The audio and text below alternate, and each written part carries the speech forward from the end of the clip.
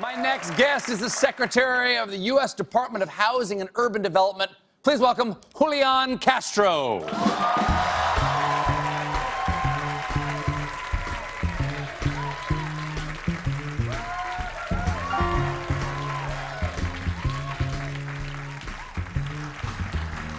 All right. Sir, the last time we met, you were the mayor of San Antonio. That is right, and about now you 6 years are a ago. cabinet secretary. Congratulations. Thank you very much. Yeah, well, now what is the nicest thing about being in the cabinet? Do you get to go to the State of the Union speech tomorrow night, or are you the guy they put like under Cheyenne Mountain in case something terrible happens? Are you the continuity of the U.S. government if the worst happens, or they're like, nah, you can go to the speech? Unfortunately, Really? I can go to the speech. Who gets sequestered? Do you know who the person is who has to go to the undisclosed location? That's called the designated survivor, and we won't find out until tomorrow. And that person isn't allowed to drink during the speech, right? The designated survivor? We don't find out till the last minute, really? Hear these stories. So it could be you and you don't know it. No, I think they've already told him or her, yeah. Okay. I hope. Because what if they didn't show up to work or something, you know? Why? Are there times when the Obama cabinet doesn't show up to work? They're always there. I'm just taking a personal day. The country will understand. That's right. A fair amount of the Republican candidates say, you're on the list, get rid of HUD. Okay, what would we miss if HUD were to disappear tomorrow? I'll give you a great example. We'll see if it's great. We'll see if it's great.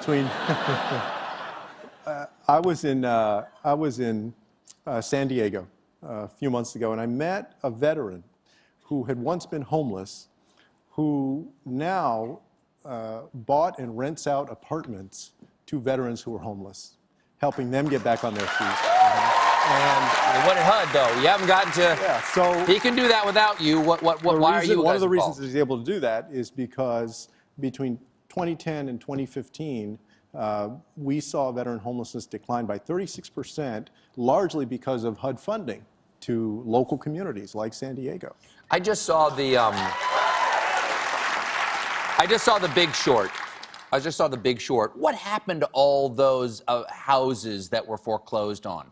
Is HUD involved at all with those houses that were foreclosed on? Well, we were involved in trying to get homeowners to be able to stay in their homes. Mm-hmm. In fact, one of the success stories of the administration is that over the last few years, through HUD's work, through the Treasury's work, we were able to ensure that more than 1 million folks kept their home, either through modifications or refinancing.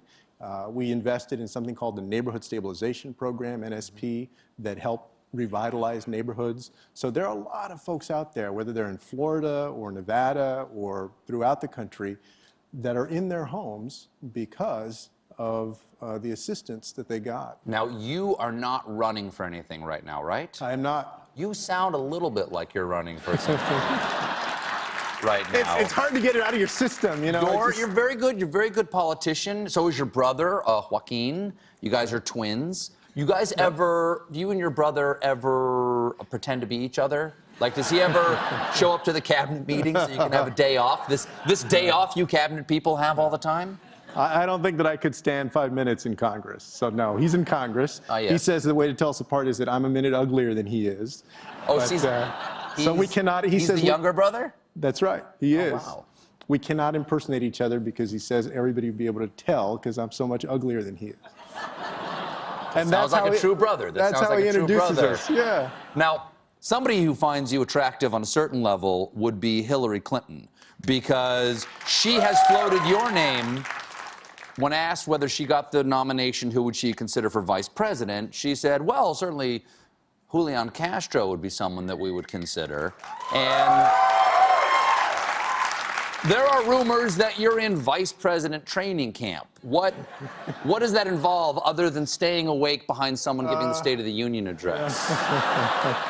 Tell me all about, tell me, Liz, how likely is it that have you been asked, or is there any likelihood or any truth to the rumors that she would approach you on a scale of 1 to, Stephen, that's flattering to even be mentioned, but I have to concentrate on the job I'm doing right now? Stephen, it's flattering to even be mentioned, but I got to concentrate on the job that I'm doing. So she asked. She's already talked to you about it. No. Not at all. Not at all. Mm-hmm. Now, you understand you are of Hispanic origin, but you're second generation. You didn't grow up speaking Spanish. I did not. You know, I grew up mostly with my mother and my grandmother, and my grandmother would speak Spanish around the home, but I never became fluent at it. So I understand some of it, but Are you taking lessons? Are you taking lessons right now? Because if you were, say, to run for a national office, it might be nice to speak a little Spanish on the campaign trail. Do you want to do a little flashcard work? Got a little, right? Let's try Sure, a little, why not? Want to say it right? La biblioteca. La biblioteca. All The right, library. all right, the library. Okay. El corazón. El corazón. Heart. The heart, right, exactly. Tú eres el vicepresidente. You are the vice president. No, I'm sorry, it says I am the vice president, sir. You've got to work on that Sorry, one. I got that one wrong. It's the Spanish I'm still working on. Yeah, you really do. You really do. Well, Julian Castro, thank you so much for being here. Secretary of Housing and Urban Development, Julian Castro, everybody. Who knows what he'll do next? We'll be right back.